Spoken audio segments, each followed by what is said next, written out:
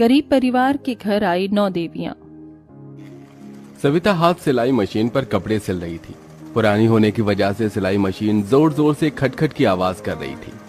हे माता रानी, ये सिलाई मशीन कितनी आवाज कर रही है, ठीक से कपड़े भी सिल नहीं पाते। अरे शाम हो गई, मुझे तो ज्योति बाती भी करनी है। जल्दी से झाड़ू लगा लेती हूँ, इससे पहले कि सूरज डूबे।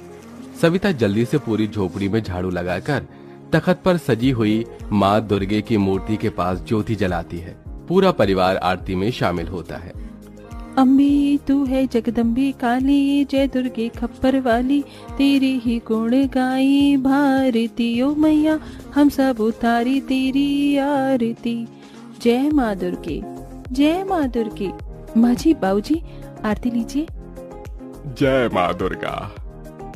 तभी सविता की नन्ही सी 6 साल की बेटी वैष्णवी हाथ फैलाकर प्रसाद मांगती है। माँ पिलछा दो ना मुझे। मेरी बिटिया रानी को प्रसाद चाहिए। अच्छा ये लो। ये का माँ बताची, तुम कभी माता रानी को मेवे मिठाई का भोग क्यों नहीं लगाती? पता है लोग मंदिर में माँ दुर्गे को महंगी महंगी मिठाई फल चढ़ाते हैं। ये सुनकर बूढ़ी कुंती ने कहा, माता रानी ने जितनी हैसियत जिसे दी है वो मेवे मक्खन का भोग लगाएगा ही, लेकिन माँ दुर्गा हमारे परिवार को दुख ही दिए जा रही है। नहीं सासू माँ, माता रानी कभी अपने भक्तों को दुख और कष्ट नहीं देती। माँ दुर्गा तो दया की मूर्त है। लाख दुखों में भी गरीब दर्जी सविता की भक्ति माँ दुर्गा के प्रति एकदम सच्ची है। जब कभी उसके परिवार का विश्वास माँ दुर्गा के लिए डगमगाता तो वो माँ दुर्गा के लिए उनके मन में आस्था और प्रेम जगाती थी। परिवार में बूढ़े सास ससुर, पति मुरली था। सविता दिन दिन भर दर्जी का काम करके कपड़े सिलती, जिससे कपड़े सिलकर भी मिली ज्यादातर कमाई के पैसे वो माँ की पूजा प्रसाद में लगा दिया करती। सविता बहू, अब रहने भी दे, बाकी कपड़े कल सी लेना। तेरा देह नहीं थकता क्या? ये सवेरे की लगी है कपड़े सिलने को। माँ जी आप सो जाइए, अभी मुरली भी नहीं आए, उन्हें खाना खिलाना है। तभी मुरली थका हारा काम से घर आता है। अजी आ गए आप? हाथ मुंह धो लीजिए, मैं खाना लगाती हूँ। ठीक है सविता। ये लो जी, सब्जी तो थी ही नहीं, चटनी पीसी है, रोटी बनाई है, खा लो। जो भी है बहुत है सविता, लाओ दो। बढ़िया बना है सविता चटनी रोटी। सुनो जी, मालिक ने पैसे दिए क्या? कल से नवरात्रि शुरू है, घर में कलश रखना है। नहीं सविता, मालिक ने 1 रुपया नहीं दिया। इसी आस में दिन भर चिलचिलाती धूप में काम किया, ईंट बालू ढोया।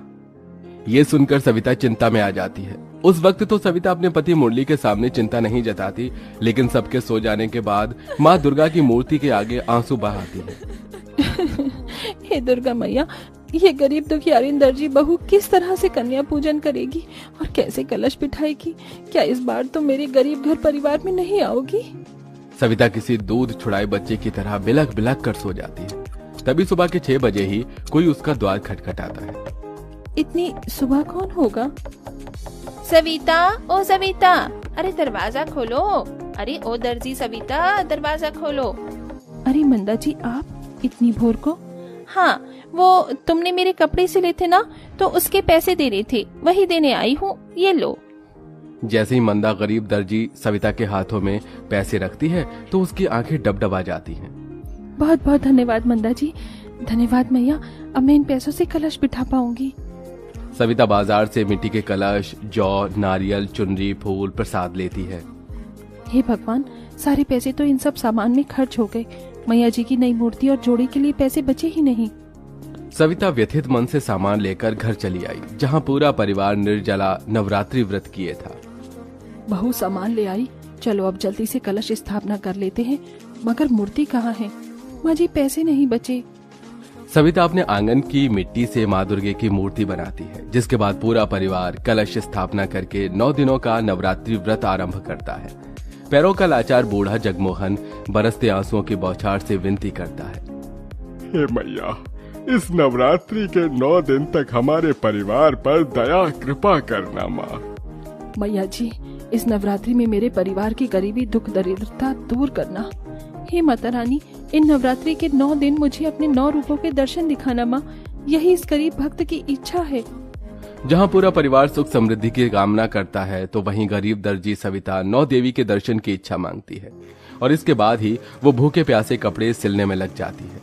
देखते देखते शाम ढल जाती है और व्रत तोड़ने का समय हो जाता है। माँ, शाम हो गई, आप जल्दी से हमारे लिए कुछ बना दो ना। कब तक कपड़ी अच्छी होगी? तुम्हें भूख नहीं लगी का? बस बना रही हूँ बिटिया। कपड़े सिलना छोड़कर सविता सिलाई मशीन से उठकर रसोई में आती है और राशन के खाली पड़े डिब्बे को देखकर दुख में आ जाती है। हे माता रानी, घर में तो जरा सा भी कुछ नहीं है। मेरा तो नवरात्रि व्रत जैसे तैसे कट जाएगा, लेकिन माँ जी बाबूजी बूढ़े हो चले हैं, उन्हें खाने के लिए कुछ तो देना ही चाहिए। जरा सा आटा पड़ा है, इसी का हलवा बना देती हूँ। सविता जल्दी से थोड़े आटे से ही हलवा बनाकर भोग लगाने के बाद अपने सास ससुर बेटी और पति को परोस देती है।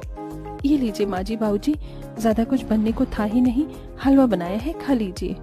अरे सविता, तुम भी तो खा लो। नहीं जी, आप सब खाइए, जरा सा तो है हलवा। लेकिन गरीब ससुराल वाले दिलदारी दिखाकर अपने अपने हलवे में से थोड़ा थोड़ा बचाकर गरीब दर्जी बहू को भी दे देते हैं। जैसी निवाला सविता खाने वाली होती है, तभी द्वार पर 5-6 साल की 2 छोटी बच्ची खाना मांगती आ जाती हैं। कोई है घर में? माता रानी के नाम से हमें कुछ खाने को दे दो, कुछ खिला दो मैया।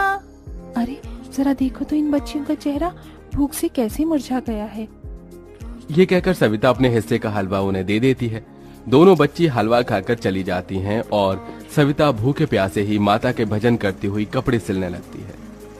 हे नाम रे सबसे बड़ा तेरा नाम, ओ शेरों वाली ऊंचे महलों वाली, बिगड़ी बना दे मेरी आज रात रे।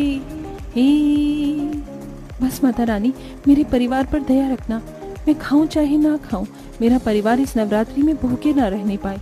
हम पूरी श्रद्धा भक्ति से आपकी नवरात्रि कर पाएं। इसी तरह से दिन गुजरते हैं और हर दिन उस गरीब दर्जी बहू के दरवाजे पर कोई ना कोई छोटी बच्ची आकर खाना मांगती। सविता 9 दिनों तक कभी माँ की मूर्ति के आगे बताशे का भोग लगाई, कभी पूरी चढ़ाती तो कभी कुछ फल।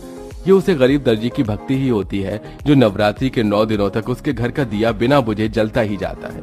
9 दिनों तक कष्ट और कठिनाई उठाकर वो भूखे प्यासे व्रत में ही कपड़े तो सिलती है, लेकिन उसे कोई पैसे नहीं देता और 9वां दिन भी आ जाता है। तड़के सुबह से ही सभी के घरों से हलवा पूरी चने के प्रसाद की खुशबू उमड़ रही थी। माँ, हम कंजक का प्रसाद कब बनाएंगे? आज तो नवरात्रि है। माँ जी, मैं पैसे मांगने जा रही हूँ, देखती हूँ कोई अगर पैसे दे दे। कविता आस पड़ोस के घरों में जाती है। नमस्ते कामिनी जी, आज कंजक है, मुझे कंजक बिठाना है, हाथ में 1 रुपए भी नहीं। सिलाई के पैसे दे देती तो। अरे दे दूंगी भाई, मैं तेरे पैसे लेकर भाग थोड़ी रही हूँ, अभी तो जा। हर जगह से सविता को निराशा ही मिलती है।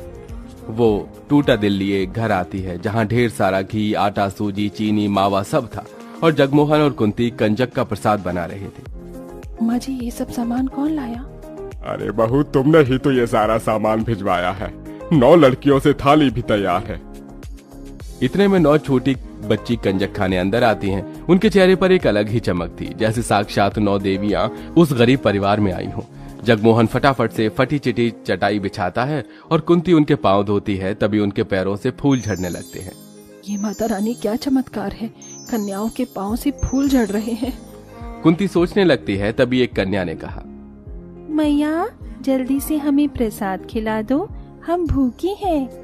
हाँ, बहुत भूख लगी है। बस लाई बच्चियों। सविता 9 कन्याओं को प्रसाद परोसती है। वो सब खाना शुरू करती हैं। प्रसाद बहुत ही स्वादिष्ट बनाया है, थोड़ा हलवा और दोगी? हाँ, मुझे भी चने चाहिए और मुझे खीर चाहिए। हाँ, देती हूँ। कंजक खाने के बाद एकदम से देखते देखते 9 कन्या 9 देवियों का रूप ले लेती हैं। लाल जोड़ा, लाल बिंदी, लाल चुनरी में वो माँ दुर्गे सी दिख रही थी। हे माँ दुर्गा, 9 देवियों के दर्शन पाकर मैं धन्य हुई। मेरा नवरात्रि व्रत सफल हुआ। माँ सविता, तुम्हारे मन में मेरे प्रति सच्ची भक्ति है। अब तक मैं तुम्हारी परीक्षा ले रही थी, पर अब से तुम मेरी परम भक्त हो और मैं तुम्हारे सारे दुख दूर करने आई हूँ। ये कहते हुए दुर्गा माता के हाथों से ढेर सारे सोने, हीरे, जवाहरात बरसने लगते हैं और उस गरीब परिवार का घर रत्नों से भर जाता है, जिसके साथ 9 देवियां गायब हो जाती हैं। इस तरह माँ दुर्गा अपने दर्शन से एक गरीब परिवार के जीवन को खुशियों से भरकर जाती हैं।